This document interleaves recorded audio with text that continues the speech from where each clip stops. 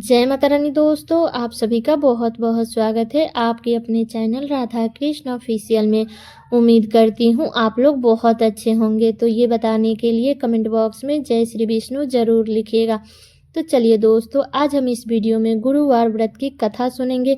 तो आप लोग कथा पूरा जरूर सुनिएगा और कथा सुनने के बाद वीडियो को लाइक और चैनल को सब्सक्राइब जरूर कर दीजिएगा। तो चलिए सुनते हैं गुरुवार व्रत की कथा। प्राचीन समय की बात है, एक नगर में एक बड़ा व्यापारी रहता था। वह जहाजों में माल लदवाकर दूसरे देशों में भेजा करता था।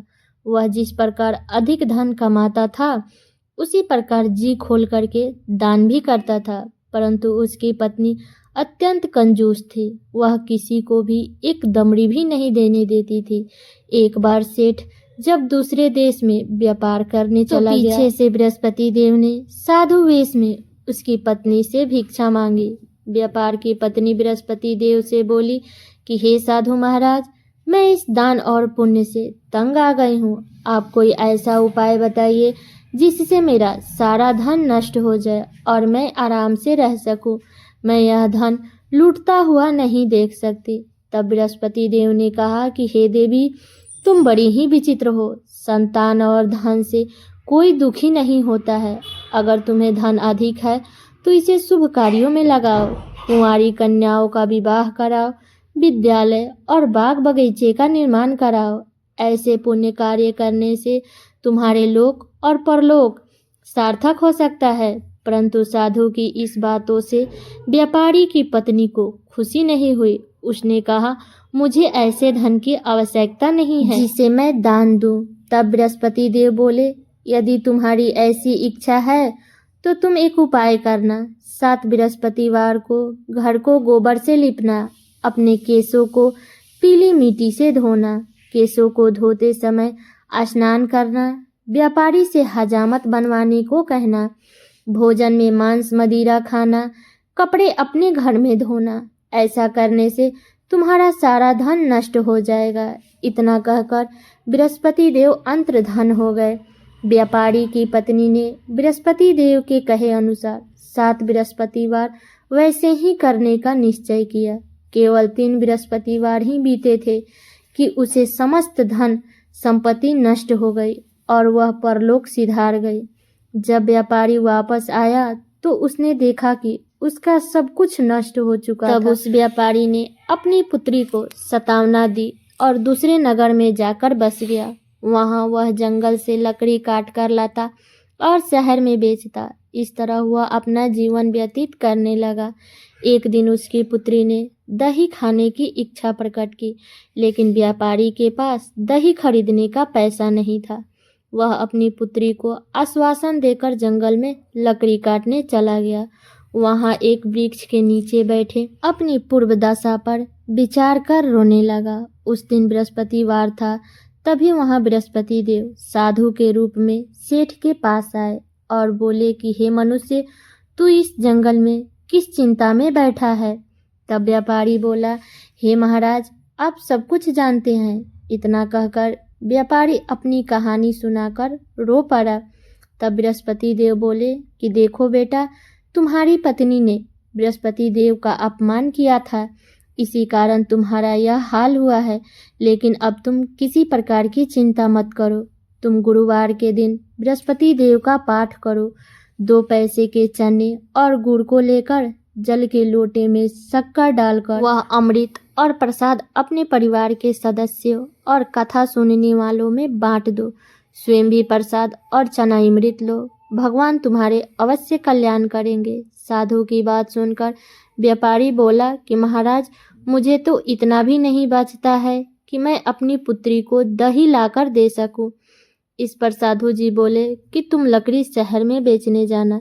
तुम्हें लकड़ियों के दाम पहले से 4 गुना मिलेगा, जिससे तुम्हारे सारे कार्य सिद्ध हो जाएंगे। तब उसने लकड़ियां काटी और शहर में बेचने के लिए चल पड़ा। उसकी लकड़ियां अच्छे दाम में बिक गई, जिससे उसने अपनी पुत्री के लिए दही लिया और गुरुवार की कथा हेतु चना गुड़ लेकर कथा की और प्रसाद बांटकर स्वयं भी खाया। उसी दिन से उसकी सभी कठिनाइयां दूर होने लगी। परंतु अगले बृहस्पतिवार को वह कथा करना भूल गया। अगले दिन वहां के राजा ने एक बड़े यज्ञ का आयोजन कर पूरे नगर के लोगों के लिए भोज का आयोजन किया। राजा के आज्ञा अनुसार पूरा नगर राजा के महल में भोज करने गया, लेकिन व्यापारी और उसकी पत्नी थोड़ा लेट से गए। तब उन दोनों को राजा ने महल में ले जाकर भोजन कराया। जब वे दोनों लौटकर आए तब रानी ने देखा कि उसकी खूंटी पर टंगा हार गायब है। रानी को व्यापारी और उसकी पुत्री पर संदेह हुआ कि उसका हार उन दोनों ने ही चुराया है। तब राजा की आज्ञा से उन दोनों को कारावास की कोठरी में कैद कर दिया गया। कैद में पकड़कर दोनों को अत्यंत दुख हुआ। वहां उन दोनों ने बृहस्पति देवता का स्मरण किया। बृहस्पति देवता ने प्रकट होकर व्यापारी को उसकी भूल का आभास कराया और उन्हें सलाह दी कि गुरुवार के दिन कैद खाने के दरवाजे पर तुम्हें 2 पैसे मिलेंगे। उनसे तुम चने और मुनाका मंगवा करके विधि पूर्वक बृहस्पति देवता का पूजन करना, तुम्हारे सब दुख दूर हो जाएंगे। बृहस्पतिवार को कैद खाने के द्वार पर उन्हें 2 पैसे मिले। बाहर सड़क पर एक स्त्री जा रही थी। व्यापारी ने उसे बुलाकर गुड़ और चने लाने को कहा। इस पर वह स्त्री बोली, मैं अपनी बहू के लिए गहने लेने जा रही हूँ, मेरे पास समय नहीं है। इतना कहकर वह चली गई। थोड़ी देर बाद वहां से एक और स्त्री निकली। व्यापारी ने उसे भी बुलाकर कहा कि हे बहन, मुझे बृहस्पतिवार की कथा करनी है, तुम मुझे 2 पैसे का गुड़ और चना ला दो। तब बृहस्पति देव का नाम सुनकर वह स्त्री बोली कि भाई, मैं तुम्हें अभी गुड़ चना लाकर देती हूँ।